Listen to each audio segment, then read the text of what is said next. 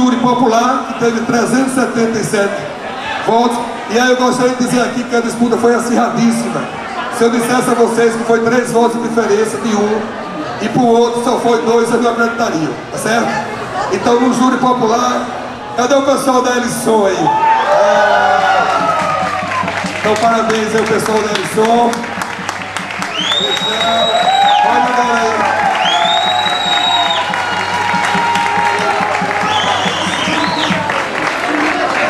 E do júri técnico, que esse ano contou com 12 professores, também acirradíssimo. Esse foi a diferença um pouquinho maior, mas esse maior não chegou nem a 10 pontos, de um para o outro, tá bom? Então, isso significa dizer que, de fato, todos os estandes estão de parabéns, porque cada um soube fazer exatamente o que foi, o que estava no seu planejamento.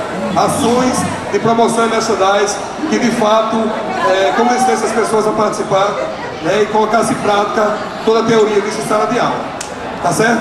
E no júri técnico, com 12 professores que avaliaram, olha pro céu, meu amor,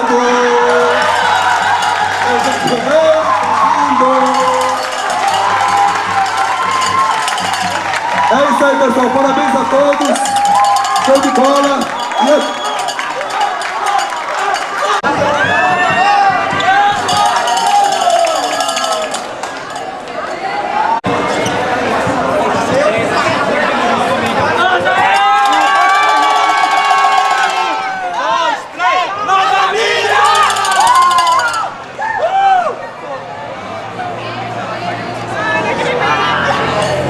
Igão, bota o cabelo de volta, Igor. Bota o cabelo de volta, Igão. Bota o cabelo de volta, cadê o chapéu? Sei lá, cara. Caralho, pô, a gente sempre isso, deixa eu